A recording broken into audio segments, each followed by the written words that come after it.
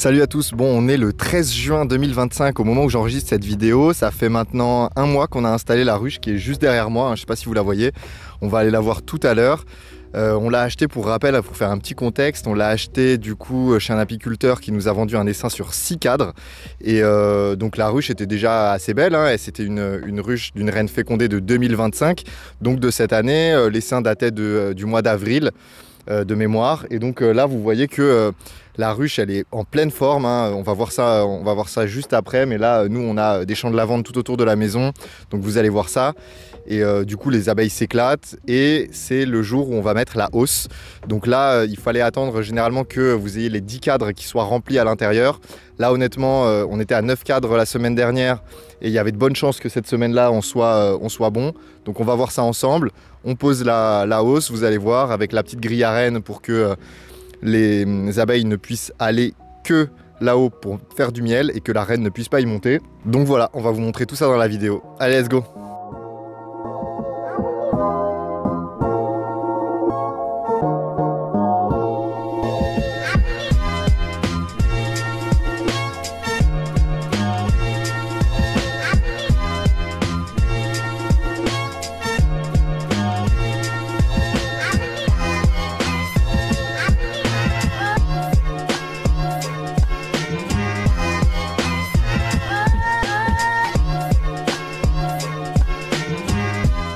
Donc ce que vous voyez juste là, c'est notre nourrisseur. Donc c'est la dernière fois qu'on met le nourrisseur. Honnêtement, il n'y en avait pas forcément besoin. Là, on l'a juste mis pour accélérer un petit peu la construction des cadres du corps de la ruche. Mais honnêtement, bon voilà, là il y a les lavandes, etc. Donc on l'a pas re-rempli, ça fait quelques temps, mais là on va carrément le sortir. Vous voyez qu'on avait mis la grille à reine juste en dessous. La grille à reine, l'idée c'était justement que quand on retire comme ça le nourrisseur, on soit sûr qu'il n'y ait pas la reine qui soit accrochée au nourrisseur. Donc bon, ça nous faisait une petite garantie. Honnêtement, on a la grille à reine, donc on en a profité pour la mettre. Vous voyez qu'on a les cadres à l'intérieur, donc là je passe toujours en revue un petit peu les cadres, j'essaie de compter les cadres qui sont déjà bien bâtis, ceux où on voit vraiment du relief, et ceux qui sont un peu moins bons. Là honnêtement il y en a 8 qui sont bien, les deux des côtés sont pas encore totalement bâtis. Mais ça ne saurait tarder. Et puis en fait la lavande, il y en a tellement que ça peut aller très très vite. Donc l'idée c'est pas de se retrouver avec une colonie qui végète, Forcément on va essayer de mettre la hausse relativement rapidement pour que dès qu'elles aient terminé le corps de la ruche, qu'elles puissent basculer sur le reste. En plus vu les chaleurs, c'est pas forcément plus mal qu'il y ait un espace qui soit un peu plus vide là-haut. Ça leur permet d'avoir une plus grande zone et un espace un peu moins confiné dans lequel il y a un peu moins de chaleur. Ça va être pas forcément mauvais, donc en tout cas on part comme ça là-dessus.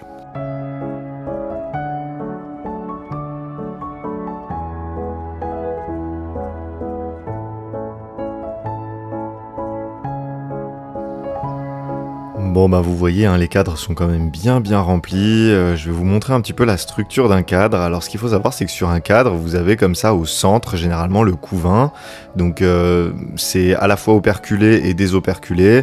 Ça va être justement les différentes phases du couvain. Vous allez voir les larves à l'intérieur, etc.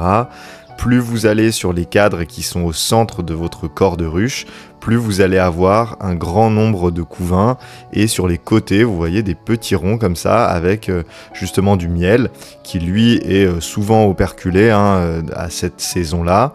Donc c'est vraiment très très blanc le miel operculé, alors que le couvain ça va être un peu plus jaune, parfois marron, etc. En fonction forcément au gré des pontes, etc. Vous allez avoir une alvéole qui va se teinter un petit peu de marron, c'est tout à fait normal. Donc voilà, justement sur le centre de vos cadres vous allez avoir votre couvain et vous allez pouvoir regarder ces petits bâtonnets.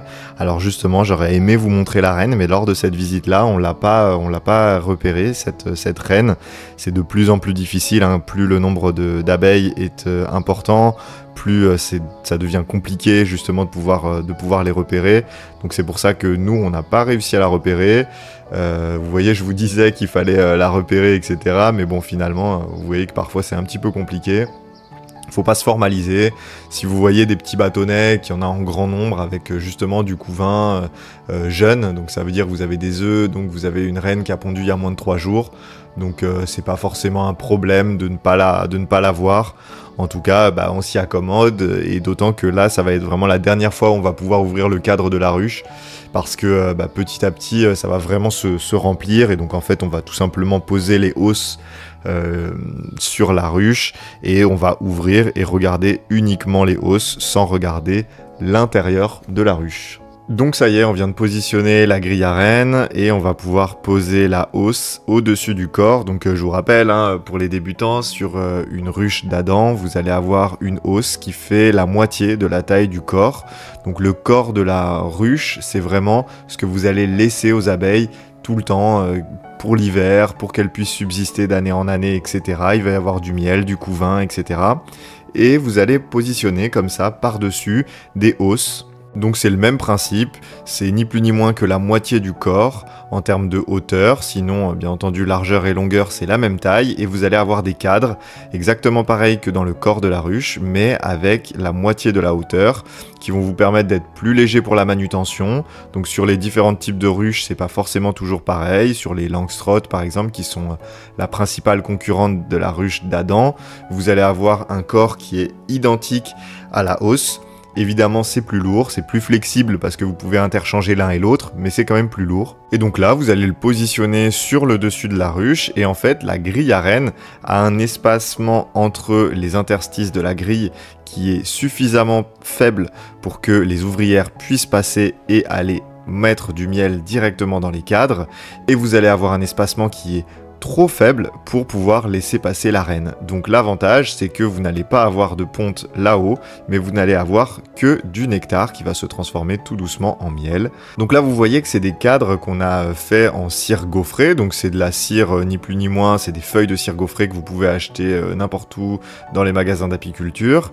Et on a décidé de positionner ça, et vous allez voir ensuite dans la suite de la vidéo, mais on a décidé de les remplacer par des bâticadres, donc je vais vous en parler un petit peu plus longuement. Et voilà, là on rentre dans la deuxième période du suivi de la ruche, où le corps est bien, la reine est en forme, etc.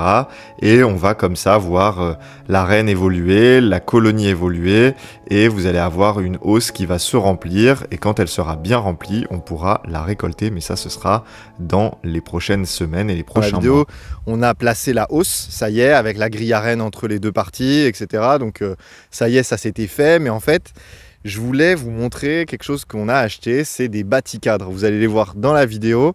Les bâticadres, en fait, c'est un truc un peu particulier.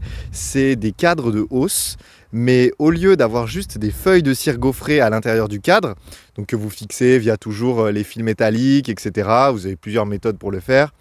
Mais l'idée, là, c'est d'avoir des cadres qui sont déjà bâtis, donc en 3D. L'avantage, c'est que ça gagne pas mal de temps parce que, en fait, en fonction des mielés et tout ça, en fonction de la période, vous avez des abeilles qui vont plus ou moins bâtir rapidement la cire. Et en fait, vous pouvez comme ça avoir des bâtisseuses qui vont construire de la cire pendant un long moment. Et puis finalement, au moment où de les remplir, en fait, il n'y a plus assez de fleurs dehors, il n'y a plus assez de nectar. Et du coup, elles vont finalement pas mettre le miel à l'intérieur de ces cadres bâtis. Alors vous pourrez les garder de saison en saison, il y a des méthodes, etc. Dites-moi en commentaire si vous voulez que je vous explique ça, comment on fait. Il y a des méthodes, mais sinon, l'idéal, c'est quand même d'avoir justement des cadres qui sont déjà bâtis. Alors si vous en avez d'années précédentes, ça peut être intéressant, mais là, dans ce format de vidéo, on est vraiment comme des débutants. Donc qu'est-ce qu'on fait quand c'est comme ça? Là, on a voulu tester. Alors honnêtement, je vous le dis de manière très sincère, on n'a jamais testé ces bâticadres.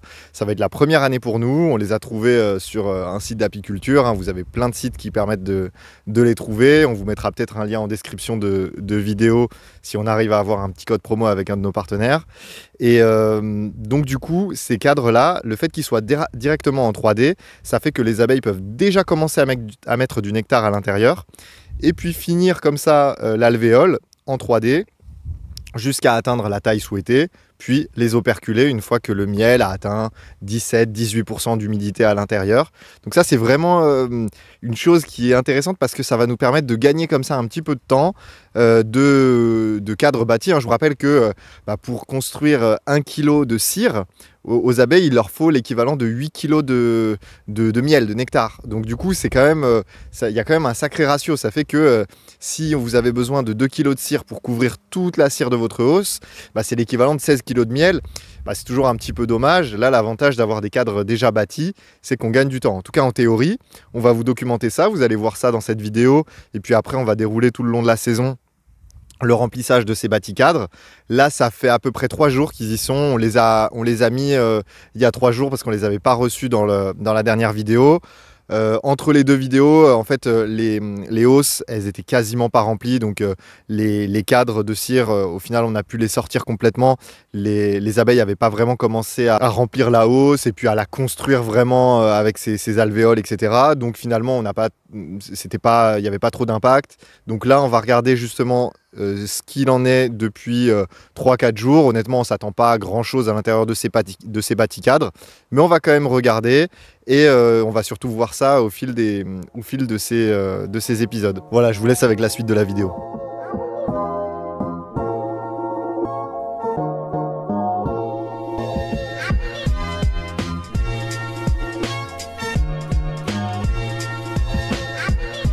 Bon, vous voyez, on n'a pas grand chose à en dire. Pour le moment, les abeilles ont à peine commencé à prendre connaissance des lieux. Mais vous voyez un petit peu, c'est quand même intéressant ces bâtis cadres. On va voir ce que ça donne. L'avantage, c'est que ça se conserve d'année en année, que du coup, ça peut se nettoyer. Ça peut également se chauffer pour éviter justement de garder des maladies d'année en année. Donc, c'est pas plus mal. On va essayer de regarder ce que ça donne. Si jamais c'est pas mal, ça pourra nous être quand même bien utile pour les futures récoltes. Voilà, sinon j'espère que vous aimez ce genre de contenu. Si c'est le cas, n'hésitez pas à vous abonner. Si vous avez des questions, n'hésitez pas aussi en commentaire. Et sinon, je vous rappelle qu'on a toujours une formation 100% en ligne, accessible à tout le monde, aux débutants qui veulent passer vraiment de 0 à 1, qui veulent avoir leur première ruche dans leur jardin. Il n'y a pas tant de contraintes que ça. Vous voyez que c'est assez ludique, assez simple. Ça consomme finalement assez peu de temps. Donc n'hésitez surtout pas. Et puis si vous avez des questions, n'hésitez pas, on est là pour ça. Voilà, je vous remercie en tout cas. Bonne journée.